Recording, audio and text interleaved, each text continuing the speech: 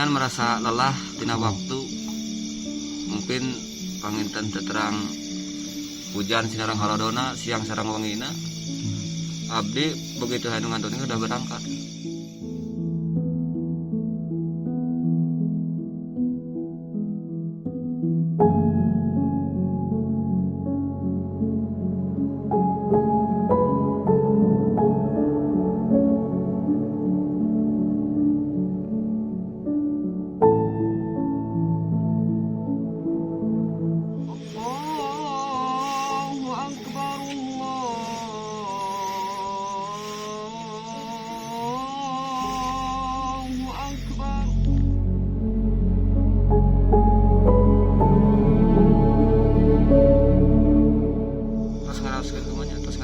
Lelah gitu, lelah nate nya tina sadinten dicanak rata-ratana per periode itu paling 5 minimal 5 rata-rata paling banyak rata-rata sehari 5 paling banyak sehari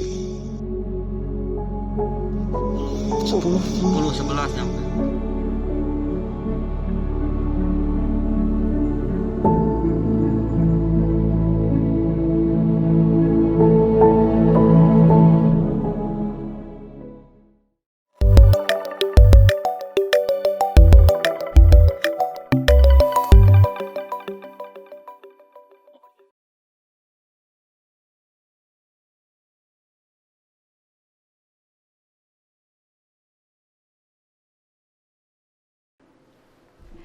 Ya, Assalamualaikum warahmatullahi wabarakatuh. Selamat pagi. Perkenalkan, nama saya Dr. Gigi Leni Paramita. Saya adalah dokter gigi yang berpraktek atau bertugas di UPTD Puskesmas Cigereng, Kota Tasikmalaya.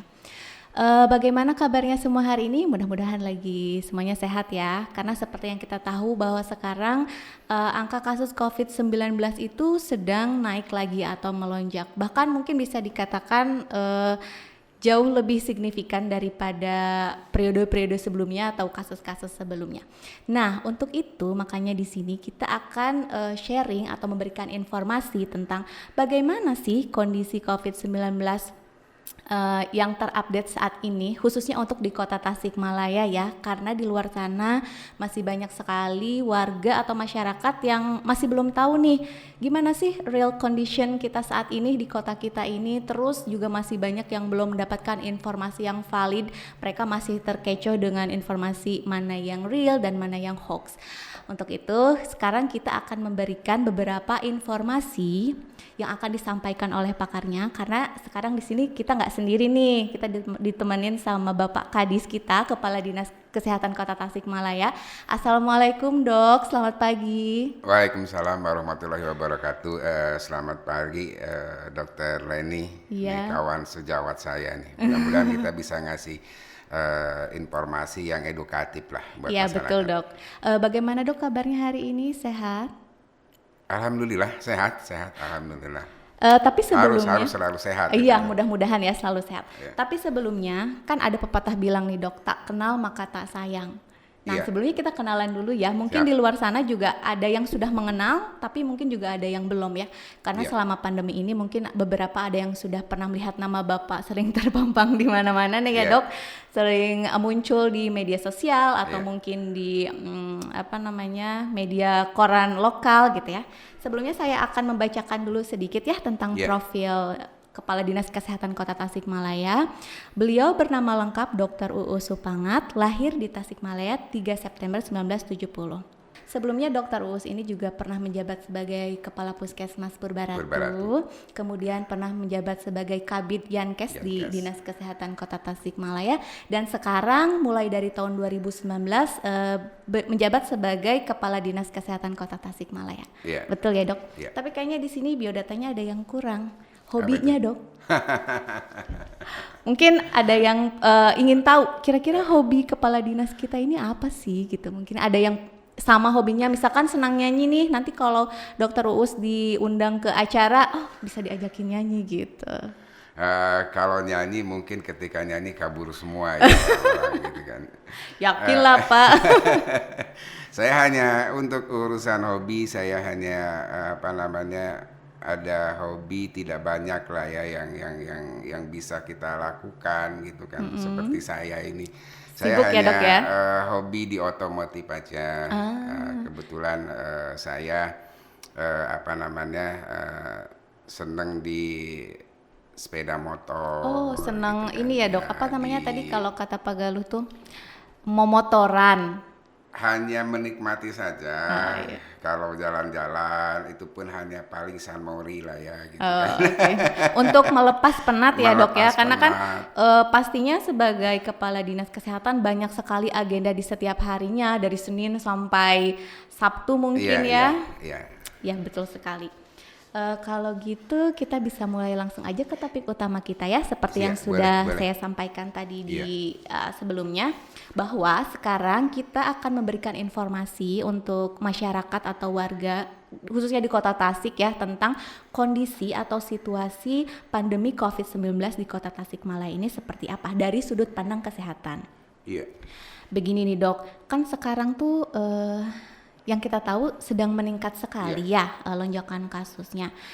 Tapi di luar sana tuh mungkin banyak yang belum tahu kayak angka real kasus dari awal sampai akhir tuh udah berapa orang sih yang terpapar COVID-19 di Kota Tasik.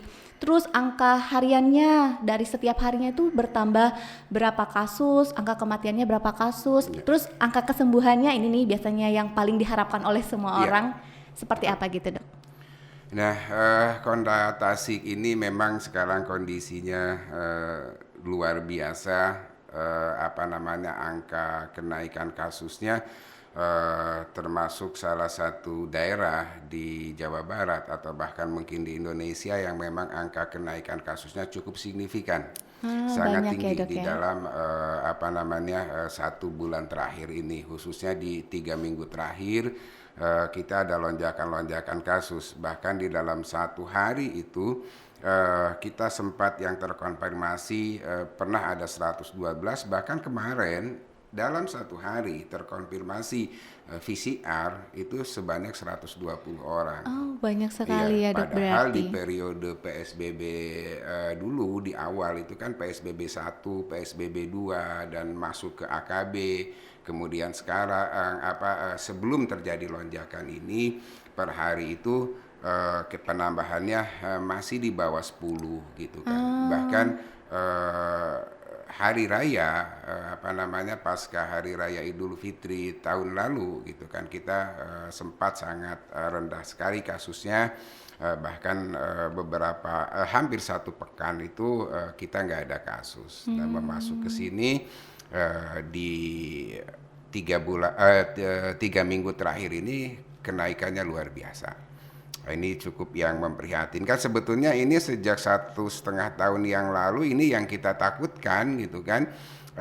Mungkin kita masih ingat semua atau teman-teman di Pemkot lah ya waktu kita memaparkan terkait dengan ketika pertama muncul kasus COVID-19 sebetulnya kita sudah berhitung tentang ini, kita sudah mengestimasi di mana waktu itu selama 2 tahun pandemik estimasi minimum kita itu ada di angka 7.000 sampai dengan 10.000 7.000 sampai dengan 10.000 kasus gitu. terkonfirmasi PCR gitu kan.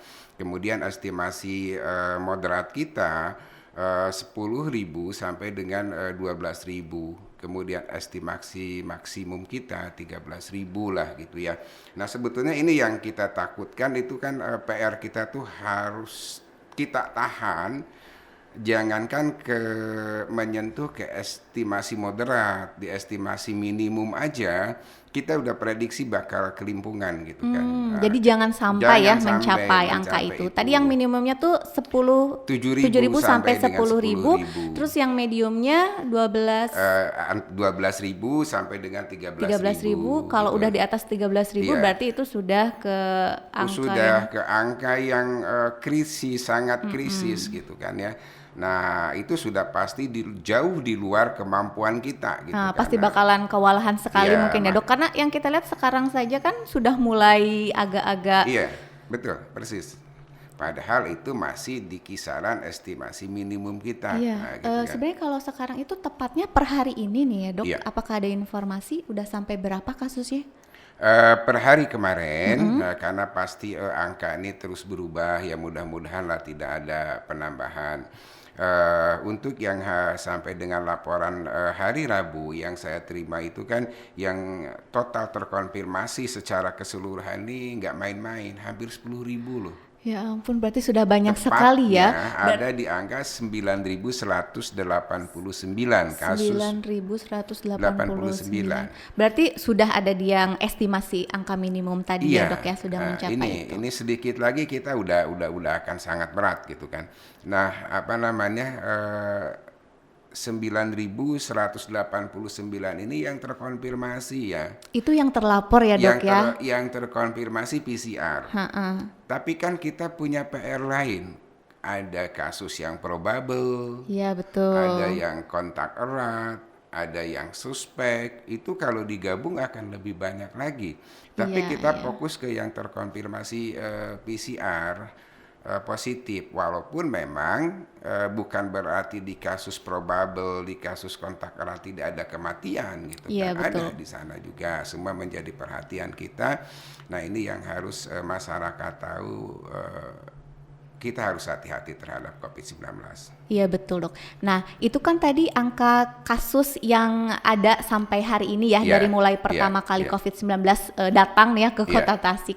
Untuk angka kematiannya sendiri nih, Dok, sampai hari kemarin berarti itu udah berapa gitu di Kota Tasik ini? Nah yang meninggal dunia ini luar biasa. Sudah ada di angka 284 orang. 284 orang. Berarti itu kira-kira berapa persennya tuh dari 3, sekian persen ya, betul. 3,09% lah angka kematiannya. Nah ini kan satu angka. Kalau kemarin 3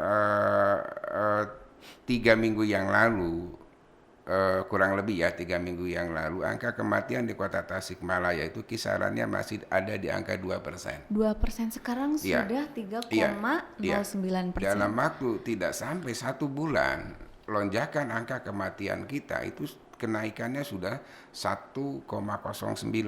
Nah ini kan luar biasa, karena kita bukan bicara apa-apa, ini bicara kematian loh gitu kan betul, ya. 3,09 ini luar biasa, ada di angka 284. Nah ini artinya kalau saja ada penambahan kasus, ya amit-amit gitu ya, kalau kita sampai menyentuh 10.000, artinya 3% dari 10.000 itu akan meninggal. Karena statistiknya seperti itu. Nah, jangan sampai nanti tinggal berhitung aja siapa lagi nih yang akan meninggal gitu kan. Seperti sedang menunggu giliran mungkin seperti ya, Dok ya. Tidak dalam konteks menakuti. Tapi data ilmiahnya, data statistiknya memang demikian.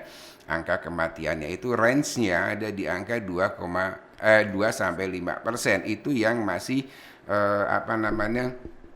secara keilmuan range-nya itu ya, resikonya itu. Tapi apapun juga yang kita bicarakan itu adalah masalah kematian, masalah keselamatan gitu kan. Nah 3% dari 10.000 bayangkan. Iya betul. Udah berapa warga Kota Tasik. Nah ini yang harus kita sangat hati-hati betul. Harus diwaspadai ya. Maksudnya bukan kita di sini bukan ingin menakut-nakuti masyarakat bahwa awas lo nanti kena COVID bisa mati gitu. Tapi maksudnya supaya kita lebih waspada dan bisa lebih taat terhadap protokol kesehatan ya. Supaya tidak semakin banyak lagi korban jiwanya dan semakin menurun angka kejadian kasus pasien yang terkonfirmasinya. Nah itu tadi kan, Dok, yang angka kematian ya. Nah sekarang kita berbicara tentang jumlah yang sembuh. Ini kan yang bisa menjadi harapan untuk orang-orang yang sekarang sedang sakit atau mungkin sedang isolasi. Angka kesembuhan di kota kita itu sampai berapa ya, Dok? Sampai per hari kemarin? Alhamdulillah angka kematian di samping kasus yang tinggi, angka kesembuhan juga kita alhamdulillah angka kesembuhan kita dari awal ya, dari total sebanyak 9.189 itu, angka kesembuhan kita yang sudah sembuh dari COVID dinyatakan pulih itu sebanyak 7.699 orang. 7.699 orang. Berarti hampir 80% ya dok ya? 80% lebih. Bahkan di 3 minggu yang lalu angka kesembuhan kita mencapai 90% gitu kan. Ya cuma memang yang harus kita waspadai karena kan dikhawatirkan strain baru untuk COVID-19 itu atau generasi baru dari virus COVID-19 itu sudah mulai berada di sekitar kita gitu kan. Itu yang kita khawatirkan karena dengan munculnya variasi-variasi simptomatik yang masuk ke UGD, ke klinik, kemudian ke ruang isolasi itu sign-nya atau tandanya sudah ada gejala-gejala atau simptom-simptom itu menunjukkan ada satu kemungkinan virus baru yang sudah ada di kota Tasikmalaya. Sudah masuk gitu ya. Tapi kan kita belum sampai mendeteksi varian-variannya ya. Masih secara umum pasien-pasien diperiksa bahwa mereka terkonfirmasi COVID-19. Betul ya dok. Yang mudah-mudahan saja ya, sekarang pasien-pasien yang sedang isolasi masuk ke dalam yang 80%, bahkan mudah-mudahan bisa lebih dari itu ya. Mereka bisa lebih survive sehingga bisa sembuh gitu. Nah, terus dok kan untuk pasien yang terkonfirmasi ini, mereka mungkin ada 2 pilihan ya, ada yang isolasi mandiri, ada juga yang perlu dirujuk. Nah, untuk ketersediaan ruang isolasi atau ruang rawat inap bagi pasien COVID-19 di Kota Tasikmalaya ini berapa ya dok? Terus angka bornya sudah mencapai berapa? Karena kayaknya kemarin saya pernah lihat di Kominfo itu sudah rilis bahwa beberapa rumah sakit itu BOR-nya itu selalu lebih dari 85%. Bahkan pernah mencapai 90%, dan di RSUD sendiri itu katanya sudah 100%.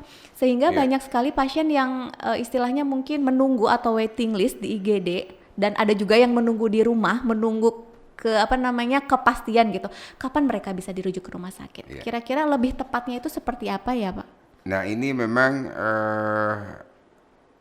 angka ketersediaan ya, atau kesediaan ruangan isolasi. Sebetulnya ada yang harus isolasi mandiri, ada yang harus di rumah sakit. Sekali lagi saya tidak dalam konteks membuat kepanikan, tapi saya hanya menyampaikan data-data yang ada gitu kan. Kasus aktif yang ada di kita itu ya, ada kasus aktif yang ada di kita itu kan sekarang kurang lebih ada di angka 1.200-an loh. 1.200 kasus yang masih isolasi aktif, maksudnya. Ya, kasus aktif terkonfirmasi PCR positif dari mulai yang bergejala ringan sampai dengan gejala berat. Iya. Jadi sebetulnya dari 1.100 sekian ini membutuhkan perawatan di ruang isolasi. Di samping untuk pemulihan mereka, yang terpenting kan untuk menjaga bagaimana caranya supaya mereka tidak menularkan ke orang lain. Sedangkan kapasitas ruang isolasi di Kota Tasikmalaya tidak sampai di angka 500, bahkan 400 aja tidak sampai, gitu kan. Artinya bahwa kita memilih sekarang yang dirawat. Sebetulnya ini yang kita takutkan dari dulu ketika kasus terkonfirmasi COVID-19 ini jumlahnya melampaui ketersediaan ruang isolasi yang kita miliki. Kurang lebih ada di 350-an. Ruang isolasi yang kita miliki yang tersedia. Baik yang untuk bergejala atau yang gejala ringan ya. Nah, kemudian sekarang kondisinya sudah seperti itu. kasus aktif sudah jauh melampaui daripada ketersediaan ruangan isolasi. Nah, sekarang apa boleh buat, dari mulai yang tidak bergejala sampai dengan gejala ringan mereka harus menjalankan isolasi mandiri di rumah. Di rumah. Ya, nah di sini ada nggak sih Pak Dok langkah-langkah atau strategi yang dilakukan oleh Pemkot atau Dinas Kesehatan? Gimana untuk menyiasati ini? Karena kan jumlah yang sedang aktif aja sudah mencapai 1.100, tapi ketersediaan bed itu cuman 350 sampai 400. Bagaimana yang apa yang dilakukan oleh Dinas Kesehatan untuk mensiasati kondisi seperti saat ini? Iya. Memang ketersediaan ruangan isolasi kita sangat terbatas, jauh daripada kasus aktif yang kita miliki pada hari ini. Ada beberapa hal yang kita lakukan, terutama tidak ada jalan keluar selain menambah ruangan isolasi. Baik itu karantina tersentralistik untuk yang gejala ringan atau gejala sedang sampai berat yang harus kita rawat di rumah sakit. Hal-hal pertama yang kita lakukan itu untuk kondisi-kondisi yang gejala sedang sampai dengan berat, yang membutuhkan perawatan di rumah sakit, otomatis kita membutuhkan ruangan isolasi yang banyak di rumah sakit. Betul, Dok. Nah, kemudian juga untuk gejala ringan juga kita butuh isolasi yang tersentralistik. Maka yang kita lakukan yang pertama tentu menambah kapasitas ruang isolasi. Yang bisa kita jangkau intervensi sangat cepat itu adalah fasilitas kesehatan milik pemerintah. Dalam hal ini Dr. Soekarjo, Rumah Sakit Dr. Soekarjo sudah kita tambah kapasitasnya. Dulu kapasitas kita di awal kan hanya 12 tempat tidur. 12 di awal. Kemudian nambah lagi menjadi 30 pada akhirnya. Kita ambil satu blok MB itu seluruhnya kita gunakan buat ruang isolasi. Kemudian kita tambah lagi sekarang di gedung yang baru, ada 3 blok gedung yang kita pakai, salah satunya blok Tulip. Kemudian kita tambah ruang isolasi. Kemudian di Dr. Soekarjo juga sekarang kita mulai ada triase untuk pemisahan UGD yang khusus yang COVID atau non COVID gitu kan. Nah, kemudian juga kita minta kepada sektor swasta, surat edaran sudah kita bikin kepada beberapa rumah sakit swasta untuk menyampaikan bahwa paling tidak mereka diharapannya adalah 30% dari total bed yang mereka miliki dipersiapkan untuk khusus penanggulangan COVID-19. Karena bornya kita kemarin sudah di angka 90%, 80%, ya, kan betul, seperti itu. Nah, alhamdulillah surat edaran kita itu direspon oleh beberapa rumah sakit swasta. Saya ucapkan terima kasih lah kepada beberapa rumah sakit yang memang sudah mengupgrade atau menambah ruang isolasinya. Kemudian juga cuma memang masih ada beberapa rumah sakit swasta yang masih di bawah harapan kita. Maksudnya dalam artian menolak atau belum siap? Belum siap ya, belum ada kesiapan, tapi mereka sedang berupaya gitu kan.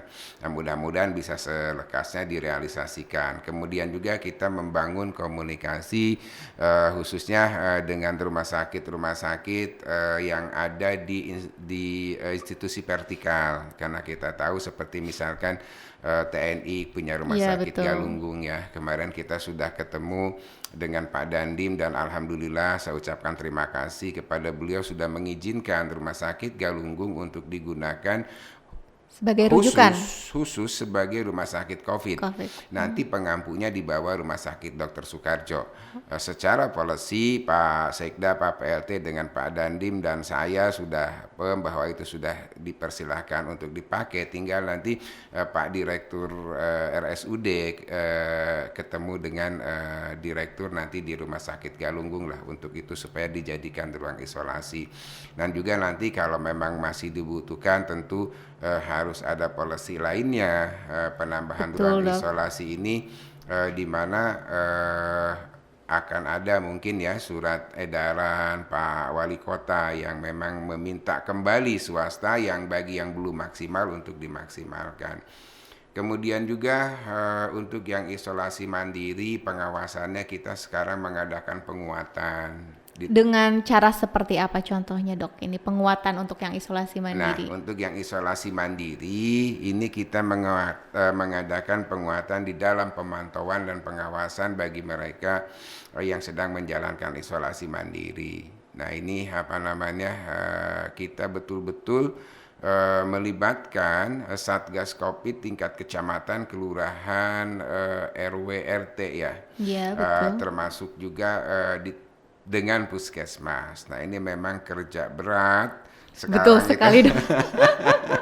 Terasa sekali Terasa, soalnya buat ya. teman-teman yang di puskesmas gitu ya sekarang seperti apa. Ya, memang luar biasa beratnya, tapi kita nggak punya banyak pilihan gitu kan. Karena ini adalah kejadian luar biasa atau bencananya ini bencana non alam. Kebetulan yang sedang diuji adalah kita insan kesehatan. Semua tertumpu pada kita. Nah, Betul, ya, dok. kita nggak punya banyak pilihan. Kita harus siap menghadapi semua ini dengan berbagai resiko gitu kan. Ya kan hanya kita, mau siapa lagi gitu kan? Karena musuh yang kita hadapi nggak kelihatan gitu kan penyakit ini. Nah, kita mengadakan penguatan di tingkat puskesmas dan kecamatan, kelurahan, ke-RT-an, ke-RW-an untuk memantau setiap masyarakat yang sedang menjalankan isolasi mandiri supaya kita bisa pastikan mereka betul-betul menjalankan isoman dengan disiplin dan menjalankan protokol kesehatan supaya tidak men-trigger jadi klaster komunal. Kita harus hati-hati dari individu yang kena bisa jadi klaster keluarga. Iya, betul. Yang kita takutkan nanti muncul klaster komunal. Nah dok, mungkin ini klaster komunal ini masih asing. Yeah. Mungkin bisa lebih dijelaskan lagi. Maksudnya itu seperti apa konteksnya? Jadi pemaparan COVID yang sudah lebih jauh daripada rumah keluarga, dia sudah memaparkan ke satu kelompok komunitas tertentu. Misalkan dari keluarga ini karena tidak disiplin main B gitu kan, nggak main prokes, ke tetangganya atau main gitu ke rumah kan, temannya begitu. Gitu kan. Nah akhirnya tertular yang lain, tertular saring menularkan di satu lingkungan. Nah ini kan menjadi klaster komunal. Kalau klaster komunal tidak bisa lagi kita bendung di dalam satu komunitas wilayah RT, RW, kecamatan dengan mobilitas yang sangat tinggi, kita tahu Kota Tasik kan urban ya. Iya betul mobilitas sekali dok. masyarakatnya sangat tinggi. Kemudian, nah kalau tidak kita bisa bendung, bayangkan berapa banyak yang akan terpapar, yang akhirnya akan berdampak terhadap sekarang saja sudah berdampak gitu kan. Apalagi kalau tidak terbendung lagi, nggak kebayang sama saya dampak sosialnya, dampak ekonomi terhadap dunia pendidikan. Karena kalau sekali urusan kesehatan bergeliat, dampaknya luar biasa. Gitu. Iya dok, sekarang kan juga mungkin masyarakat sudah merasakan pendidikan. Mungkin kalau cuma libur seminggu, 2 minggu. Tidak masalah ya, tapi kan kalau sampai setahun, apalagi ini sudah memasuki tahun kedua, kayaknya tuh udah kasihan. Gak sekolah tahu-tahu mereka naik kelas gitu kan. Iya, gak kuliah tahu-tahu di wisuda gitu kan. Iya betul sekali dok, itu memang kan sebenarnya juga kurang efektif ya. Tetap saja kan kita butuh guru, kita butuh dosen yang mengajar langsung, bukan hanya via online atau daring gitu ya dok. Berarti dok, di sini untuk rumah sakit yang jadi rujukan COVID di Kota Tasik itu apa saja sih? Karena sekarang saya juga banyak mendengar nih teman-teman yang minta, di sini rumah sakit mana sih yang kosong? Soalnya saya butuh dirujuk nih, ada gejala ini itu gitu. Mungkin Dokter Uus bisa menjelaskan di Kota Tasik kira-kira rumah sakit mana saja yang menerima rujukan COVID-19 dan alurnya itu seperti apa? Iya. Ada rumah sakit kita kebetulan satu rumah sakit tipe B, rumah sakit Dr. Soekarjo. Iya, Dr. Soekarjo. Nah, ini punya beban yang berat dia itu. Sebagai rumah sakit tipe B dia tidak hanya menerima rujukan hanya dari kota. Tapi juga dari wilayah lain. Wilayah lain. Priangan Timur mungkin? Priangan Timur. Berarti cuma satu loh rumah sakit tipe B. Ciamis. Kabupaten Tasik. Kabupaten Garut enggak? Garut betul. juga. Kadang ada yang dirawat di sini dari Pangandaran gitu kan ya. Dari Banjar. Luar biasa sekali berarti teman-teman nakes kita yang ada di RSUD ini ya. Semoga tetap semangat semuanya. Nah, kemudian juga ada rujukan di rumah sakit tipe C, tipe D gitu kan. Nah, ini ada ada beberapa rumah sakit swasta gitu kan, yang bisa memberikan layanan untuk COVID-19. Ada rumah sakit TMC, rumah sakit Jasa Oh ya, Kartini, TMC, gitu Jasa kan. Kartini. Ada rumah sakit Permata Bunda. Permata Bunda juga Ya, ya dok ya. ya, Berarti ya. Permata Bunda itu yang di Indih yang itu Iya, kan, iya. yang dekat Polres. Iya, betul. Ada beberapa memang yang swasta yang memang memaksimalkan, memang baru ada 2 rumah sakit. Apa Rumah saja sakit itu? TMC sama rumah sakit Jasa Jasa Kartini. Kartini. Oh iya. Kemarin alhamdulillah, mudah-mudahan ini bisa terrealisasi hari ini atau besok lah ya. Kemarin kita dihubungi dari rumah sakit Islam IRC ya. Yarsi yang di IRC, Gobras ya, itu kan ya dok? Ya, katanya mau mengadakan penambahan ruang isolasi yang memang khusus untuk penanggulangan COVID-19. Mudah-mudahan bisa segera realisasi. Hampir Amin. sebagian besar di rumah sakit yang kita miliki menerima rujukan COVID-19. Berarti Nah, ada cukup banyak pilihannya ya. Iya. Cuman ya itu tadi mungkin dok, case-nya yang tinggi tergantung gitu kan. ketersediaannya kan ada berapa. Karena angka kejadiannya luar biasa. Dan prosedurnya sebetulnya kalau dalam kondisi normal itu tidak sulit. Sangat tidak sulit. Jadi mereka hanya apalagi yang melalui jemputan melalui PSC 119. 119. Ya, itu karena kondisinya emergensi itu harus sudah bisa diterima di rumah sakit.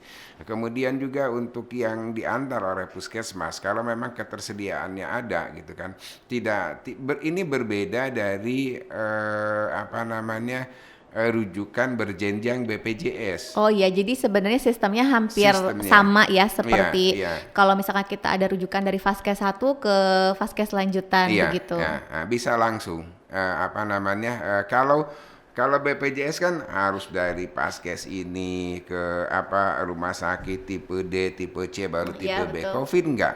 Bisa langsung Bisa gitu dok. langsung. Di mana aja yang ada yang kosong, berarti bisa masuk langsung di sana. dirujuk. Iya. Cuma sekarang Apalagi dalam masalahnya kondisi kan, darurat. masalahnya kan sekarang yaitu dia yang Case-nya yang melampaui batas ketersediaan ruangan isolasi yang kita miliki. iya betul. Iya.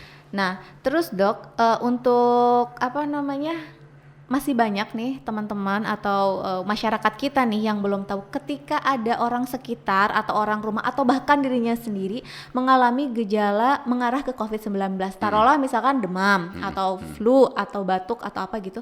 Mereka masih bingung nih, ini kita harus gimana? Karena kadang ada juga yang serba salah, kalau keluar takut menularkan, tapi kalau di rumah juga bingung harus seperti apa. Iya. Mungkin dari dinas sendiri ada himbauan tidak, SOP-nya tuh seperti apa sih kalau ada yang mendapati gejala seperti itu? Ya.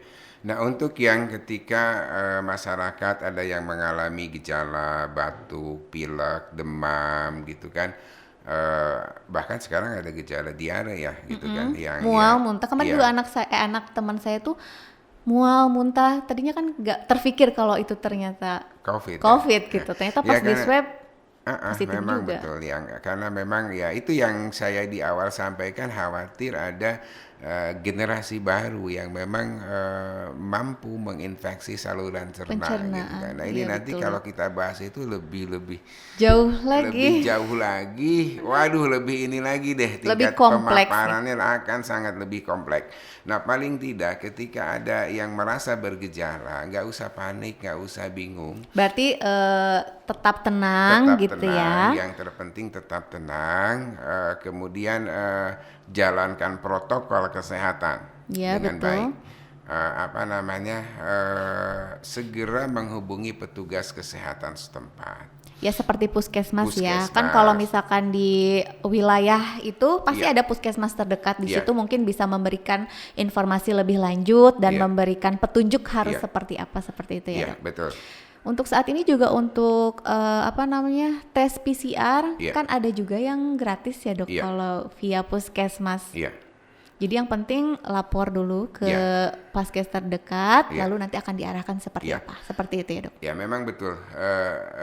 Hari ini di kita di Dinas Kesehatan nyiapin swab antigen, kemudian juga PCR, kita masih bebaskan dari biaya. Berarti free semuanya, benar-benar tidak perlu bayar nih teman-teman. Tidak perlu bayar. Asal mau gitu ya asal untuk mau untuk yang di institusi pemerintah. Tapi tentu kita kalau bergantung kepada pemerintah dengan banyaknya kasus gitu kan, Susah juga ya dok. ada pilihan buat masyarakat. Mau menggunakan fasilitas swasta kita silahkan. Itu juga kita upayakan buat masyarakat yang memang ingin melakukan pemeriksaan secara mandiri ke lembaga swasta kita persilahkan. Ada beberapa laboratorium swasta. Bahkan di Kota Tasik juga yang swasta kita izinkan untuk melayani yang drive-thru itu. Untuk Sudah tersedia ya di sudah Kota Tasik tersedia. sekarang yang Makanya drive-thru. kita memberikan kemudahan-kemudahan buat masyarakat, tergantung nanti masyarakat mau pilih yang mana. Mau yang di puskesmas, di dinkes itu sudah di labkesda gitu kan, ke labkesda datang langsung boleh, ke P2P boleh, ke puskesmas boleh, dan itu kita tidak pungut biaya untuk kontak erat dan untuk pasien yang bergejala di sana. Nah, jadi buat teman-teman semua nih ya yang masih bingung di rumah alurnya Iya. seperti apa. Jadi tadi seperti yang Dokter Ulus Iya. bilang, yang pertama adalah tetap tenang. Terus yang kedua lapor ke fasilitas kesehatan setempat. Bisa puskesmas. Saya juga kan kerja di puskesmas ya, Dok. Iya. Sebenarnya tidak sulit sih ya, cukup Sebenarnya. lapor ke bagian puskesmasnya. Nanti pun dari puskesmas akan diarahkan harus seperti apa. Swab test juga terkadang bisa dilakukan di puskesmas, tapi bisa juga langsung ke dinas kesehatan ya, Dok. kesehatan, Cuma ya. memang sekarang yang jadi kendala adalah hasilnya itu cukup lama. Iya. Jadi kadang pasien udah keburu sembuh, tapi hasil PCR-nya baru keluar. Itu gimana dok kalau seperti itu? Karena memang bayangkan dengan banyaknya kasus kemarin ketika 128 dalam sehari, ya kan? Iya betul. Kalaulah satu orang itu ketemu dengan 4 orang saja gitu kan ya. Iya betul dok. Kaliin 400. Ini kan kayak domino ya. Iya, Jadi kalau maka sampel yang kita ambil dalam sewaktu itu bisa 400 sampai 500 sampel dalam sehari. Nah,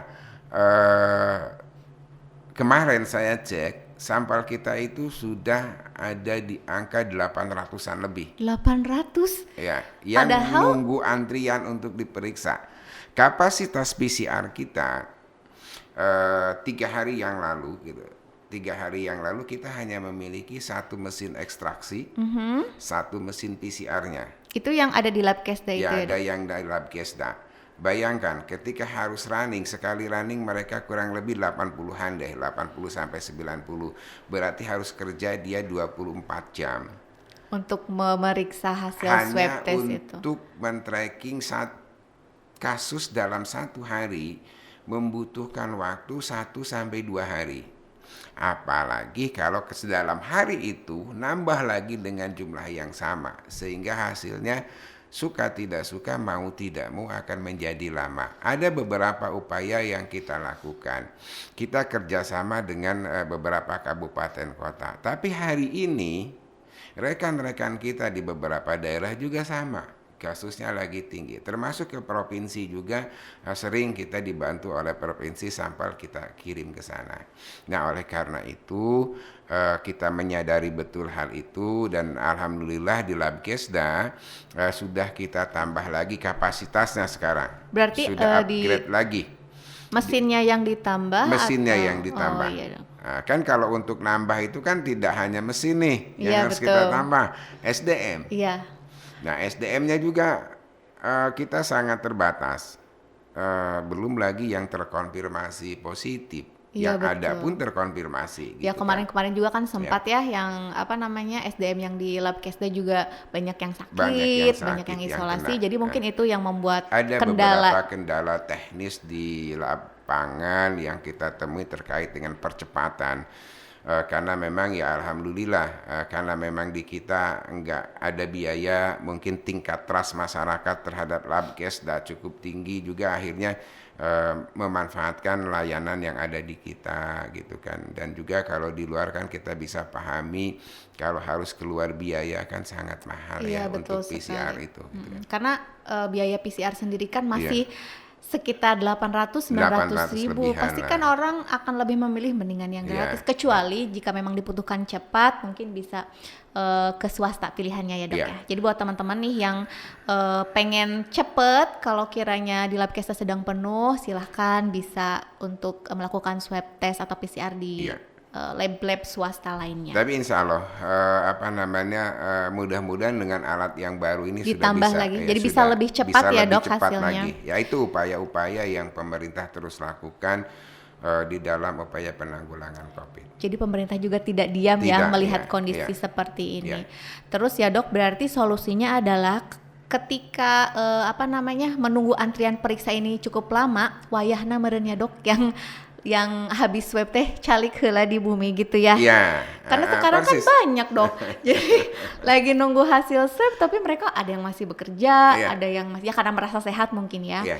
Tapi mungkin untuk menghindari tadi yang Iya. klaster-klaster baru itu sebaiknya yang sedang menunggu hasil PCR atau yang sedang di tracking Iya. kontak erat itu harap untuk bersabar menunggu di rumah, isolasi di rumah. Nah itu yang penting. Gitu ya. Ada kesadaran dari kita semua bahwa jangankan yang menunggu hasil PCR, ketika kontak erat masuk di dalam kontak erat, maka walaupun belum diambil sampelnya, tetap masih harus dalam proses tracing, wayahna lakukan isolasi mandiri di rumah, gitu kan.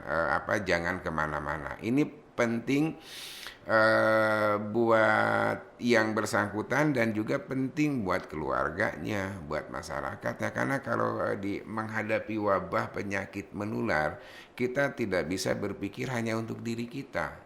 tapi untuk Untuk orang-orang di orang sekitar lain kita. di sekitar kita, gitu Barangkali kan. yang di rumahnya ada orang tua, Ada orang begitu tua. ya Dok, atau ada anak kecil. Apalagi kan serumah dengan yang udah sepuh, karena Iya. angka kematian kita tertinggi Banyaknya kan di lansia ya, di Dok? lansia dan pralansia. Ya betul. Kemarin juga di Puskesmas banyak kabar duka gitu ya. Iya. Kebanyakan memang yang sudah di atas 50 atau 60 tahun Iya. begitu ya Dok. Jadi untuk teman-teman nih harap untuk bersabar dulu, isolasi dulu di rumah ya sampai Persis. ada hasil yang pasti Yang gitu. pasti. Harus seperti apa begitu.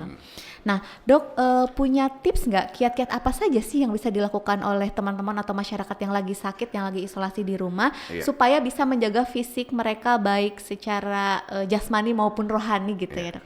Iya. Yang terpenting kenali diri sendiri. Ya gitu kan. betul. Kenali diri sendiri dan Kenali sadar diri diri gitu sendiri kan. dan sadar diri gitu kan. Tentu kan kita akan sangat bisa memahami kondisi kita. Kapan merasa nyaman, kapan merasa nggak nyaman. Nah, ketika sedang isolasi mandiri, upayakan senyaman mungkin. Nggak usah panik. Catat nomor-nomor telepon penting. Seperti nomor puskesmas atau Iya. tadi yang apa? 119 si 119. cetar. Nah, catat nomor telepon penting, catat nomor telepon puskesmas, kemudian juga Satgas Covid tingkat kecamatan. Nah, ini harus dicatat ketika sewaktu-waktu membutuhkan pertolongan darurat, kita tidak susah. Bikin senyaman mungkin. Kemudian yang kedua gunakan protokol kesehatan. Berarti walaupun di rumah tetap menggunakan masker, Iya dong. tetap mencuci tangan ya, itu Iya. tentunya harus Iya. kalau mencuci tangan. Apalagi kalau menjalankan isolasi mandiri di rumah yang memang masih satu rumah. Masih ada orang lain Masih di ada orang rumahnya lain di gitu ya, sana. tidak Iya. sendirian. Iya. Kata orang Sunda mah ulah rasa mokaha gitu kan ya. Apa Iya, Dok, tuh kadang- bahasa Indonesianya. Sekarang itu yang susah begitu kan Iya. ya, karena kesadaran dari pasiennya itu sendiri Iya. yang masih belum sadar sepenuhnya. Iya, Jadi betul-betul harus kita betul-betul siap mempersiapkan diri secara mental, secara fisik di tengah pandemi ini. Selain secara psikis, secara mandiri kita harus bikin senyaman mungkin dengan berdoa atau apa. Gunakan protokol kesehatan. Ini penting supaya tidak menular ke yang lain. Kemudian yang berikutnya adalah menjaga asupan nutrisi. makanan ya Dok ya. Makanan, vitamin, apa yang tidak usah yang mahal-mahal kok gitu kan. Dengan yang ada aja, dengan Yang penting mangga, yang penting terpenuhi. terpenuhi nutrisinya. 4 sehat 5 sempurna, Iya, sayurannya, itu, ya. buah-buahnya. Cuman kan Dok gini, kadang ada yang kenapa kalau saya isolasi gimana? Kita nggak bisa makan nih karena kita dapat uangnya misalkan kerjanya ya harian gitu. Iya, Mungkin iya. itu warga sekitar ya Betul, dari betul. tetangga-tetangga bisa ikut membantu kebutuhan makanan mereka bisa tercukupi sampai akhirnya selesai isolasi. Kan nanti untuk semua juga ya Nah ya, maksudnya. ya sebetulnya ini kan masalah pandemi ini yang melanda seluruh dunia, di Indonesia melanda seluruh negeri, kemudian di kota melanda seluruh kecamatan. Sekarang sudah tidak ada lagi yang hijau. Iya, jadi udah nggak ada lagi zona merah di sini. Iya. Tapi semuanya sudah hampir semuanya merata, zona merah merata. gitu ya, Dok. Walaupun memang tertinggi di Tawang, Cipedes, Cihideng ya. Tawang, Nah, Cipedes, itu yang Cihideng. tertinggi karena memang itu tempat mobilisasi massa di sana. Makanya apa namanya kita sangat berharap ini menjadi seluruh stakeholder kita berpegangan tangan dalam hal ini. Kepedulian masyarakat, budaya gotong royong kita, yuk kita hidupkan kembali gitu kan. Kita kan orang timur. Mungkin ini sebuah koreksi ya terhadap satu budaya, satu kebiasaan barangkali kita udah lama lupa ya gitu kan. Nah makanya ini adalah jadikan satu titik balik, satu momentum di mana kita harus saling peduli dengan masyarakat. Gotong royong gitu ya, Dok. Itu kita bantu apakah ya sebisa kita membutuhkan makanan, tetangga ada yang kena kita bantu. Karena bayangkan kalau hanya mengandalkan pemerintah, Bu. Ini Dok, jadi untuk nyiapin obat yang sudah terkonfirmasi, menyiapin dan lain sebagainya. Kita sering dengar di berita, sudah berapa yang kita gelontorkan untuk itu. Iya betul. Bahkan katanya untuk tahun ini saja sudah dinaikkan lagi kan? Iya. Dana untuk kesehatan terutama Iya. untuk COVID-19 ini. Iya. Dan nominalnya memang luar biasa Luar sekali ya, Dok biasa ya. ini. Oh ya, Dok, untuk ini nih, sekarang kan kayaknya masyarakat lagi ramai banget tentang oximeter. Sebenarnya perlu nggak sih di rumah itu untuk menyediakan oximeter? Perlu nggak perlu sih ya, tapi penting sebetulnya. Ada satu gejala COVID yang namanya happy hypoxia. Oh iya betul. Nah, ini kan satu keadaan kekurangan oksigen yang tidak disadari oleh individu tersebut. Karena dalam keadaan normal ketika kekurangan oksigen kita merasa lelah, ngantuk dan lain sebagainya. Tapi dalam kondisi happy hypoxia dia main-main aja gitu kan. Padahal kondisi tubuhnya sudah dalam saturasinya rendah, bisa tiba-tiba pingsan. Nah ini memang oximeter ini sangat dibutuhkan Untuk memantau untuk mungkin ya. memantau kadar O2 dalam darah kita gitu kan. Nah itu memang sekarang kan karena teknologi ya banyak yang bisa dipasang secara mudah. Kita tidak melarang, kita persilahkan mereka untuk menggunakan itu, oximeter itu. Tapi kalau tahu hasilnya jangan panik gitu kan, jangan Iya. panik. Nanti tahu-tahu segera konsultasikan ke dokter. oksigen saya kurang dari 90. Semuanya minta dirujuk ke rumah sakit nanti Nah, kan itu karena yang terpenting. sekarang krisis oksigen juga soalnya Iya, kayaknya, Dok. karena jangan sampai ada oximeter, ada swab antigen, ada PCR. Nah ini yang harus kita pahami. Ini semua adalah alat bantu diagnostik. Nah, alat bantu diagnostik. Jadi ada tools lain untuk menegakkan diagnostik itu adalah kondisi klinik. Dan yang tahu ini adalah hanya dokter yang mengetahui ini. Oleh karena itu ketika menggunakan oximeter, kalau memang yang mampu nyiapin itu sangat baik. Saya sarankan kalau memang Lebih bagus kalau mampu. Tapi kalau memang misalkan ada. tidak Enggak juga tidak ada tidak apa-apa. masalah. Yang terpenting tadi itu kenali diri sendiri ketika merasa sakit dan memang gejala-gejalanya cenderung paling tidak ke arah infeksi saluran napas atau dengan mudahnya gejala Terasa pilek sesak. lah ya, batuk pilek lah ya, ada diare, secepatnya Periksa. menghubungi petugas setempat. Untuk oximeter mau dipakai di rumah silahkan. Tapi kalaupun ada sesuatu dengan hasilnya harus selalu dikonsultasikan. Nah, Dok, untuk yang isolasi di rumah nih kan mungkin mereka ada Iya. sampah medisnya ya, mungkin ya. Iya. Itu ada penampungan khusus tidak? Apakah mereka dibuang begitu saja sama nanti diambil sama mamang sampah gitu dok? Atau dari dinas ada arahan? Jadi kira-kira kalau misalkan yang habis isolasi si sampah-sampah medis seperti bekas masker atau mungkin mereka ada yang pakai handscoon, sarung tangan itu seperti apa prosedurnya? Satu hal yang menarik ya. Ini mau nggak mau ini limbah gitu kan, yang harus diperhatikan oleh semua. Ini non vaskes, isolasi mandiri ini. Nah ini ada dua, penanggulangan limbah itu ada dua.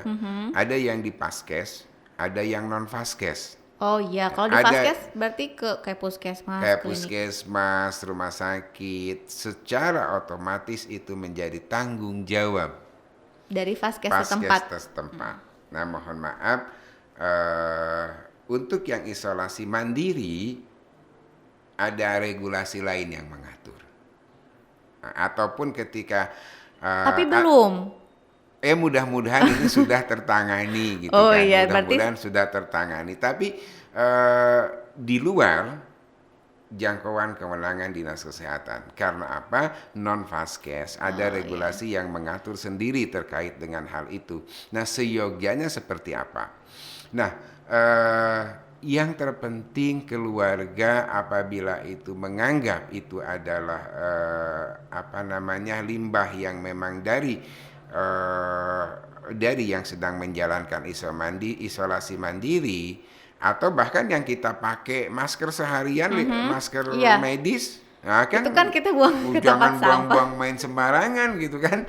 Nah itu juga termasuk yang non vaskes gitu kan, dibuang kemana aja gitu kan. Nah itu kan punya resiko. Berarti harus ada kerjasama lintas. Harus ada sektor kerjasama juga ya. lintas sektor yang lain yang memang tupoksinya di sana gitu kan. Nah yang terpenting adalah memperlakukan kita sampah yang kita pakai yang kita dari masker sehari-hari, dari hand sanitizer gitu kan, ada zat-zat kimianya. Nah harus kita perlakukan, pisahkan yang penting. Jadi Kasih di rumah, keterangan.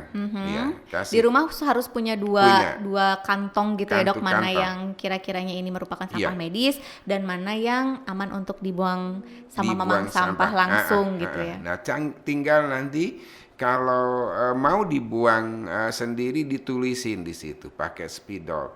Sampah bekas isolasi mandiri. Iya betul. Sampah masker. Ya supaya sampah, kan nggak ada yang ngambil-ngambil lagi iya, gitu ya dok. ditulisi, nanti ada institusi yang sudah menangani hal itu. Atau kalau ragu, sebetulnya kita persilahkan Untuk dia simpan, dia pisahkan, berangkat ke puskesmas, dititipkan ke iya. puskesmas. Jadi nanti Tapi triggernya, inisiatornya harus yang punya rumah. Karena nggak mungkin ibu perawat, ibu datang bidan, ke rumah para dokter ke rumah untuk masing-masing mengambil sampah medis. tapi harus punya inisiatif masyarakat. Iya, nanti nambah Iya. lagi dok kerjaan Ya, puskesmas. betul. Karena kita hal itu harus ada satu kerjasama.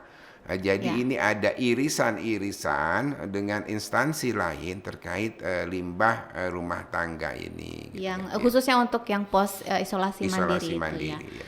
Nah dok, sekarang kita lagi PPKM nih, kan ada yang WFH, ada yang WFO. Iya. Mungkin dokter bisa memberikan motivasi untuk teman-teman kita yang wayahna harus WFH setiap hari Iya, gitu ya dok. Karena kan di sini kadang lucu ya, orang yang sedang WFH mereka ingin kebalik, orang yang sedang WFH mereka ingin WFO. Iya. Tapi orang yang sedang disuruh untuk WFO mereka ingin WFH. Terutama teman-teman puskesmas kan kita Iya. tidak ada istilah WFH ya, Iya. harus bekerja terus di puskesmas setiap hari. Mungkin dokter mempunyai kata-kata motivasi untuk menyemangati teman-teman nakes di luar sana.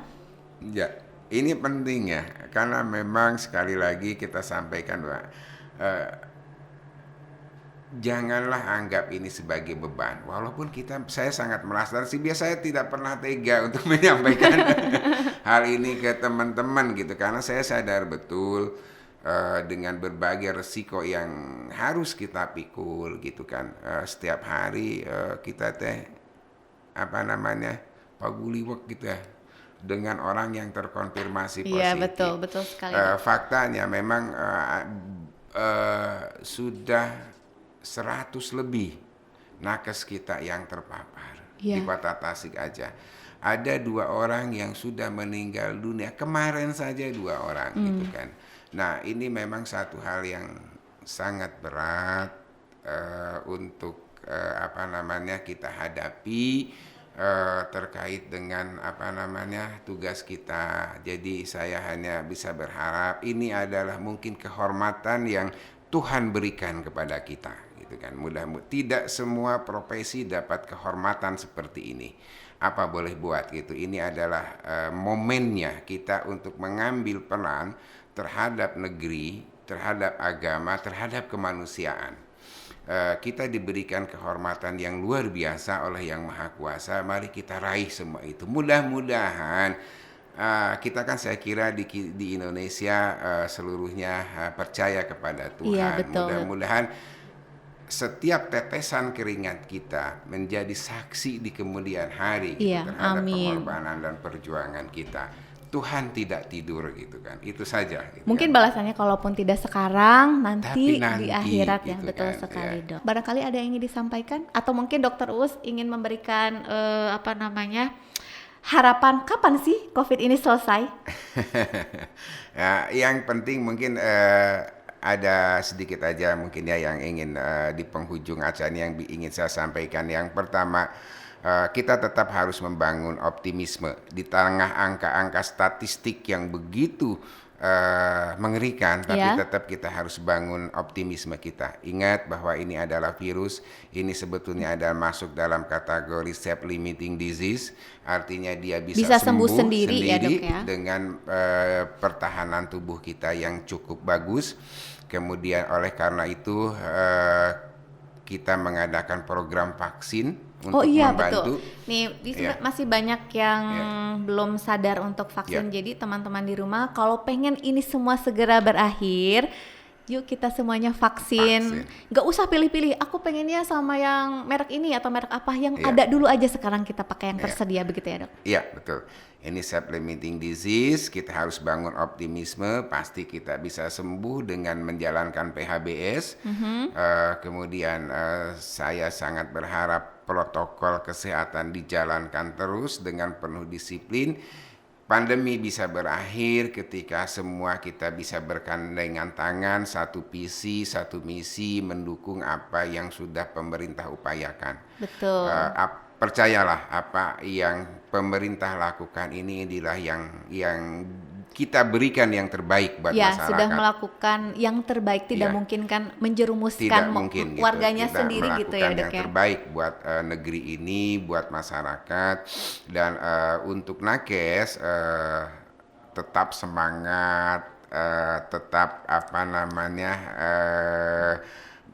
gembiralah dalam kondisi seperti apalagi ini. Kan pokoknya jangan stres. Jangan stres, tetap semangat, tetap menjalankan tugas. Ini adalah amanah buat kita dan salam sehat lah buat semuanya. Iya, baik. Mungkin segitu aja ya, Dok, diskusi atau informasi yang bisa kita berikan pada pagi hari ini.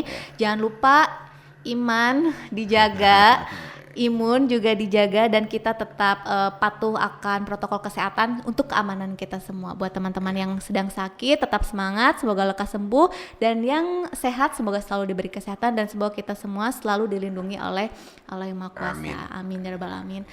Demikian dulu ya diskusi kita pada pagi hari ini. Mungkin suatu saat akan bertemu lagi di lain kesempatan. Sehat selalu untuk semuanya. Mohon maaf apabila ada kesalahan kata-kata. Wassalamualaikum warahmatullahi wabarakatuh. Waalaikumsalam.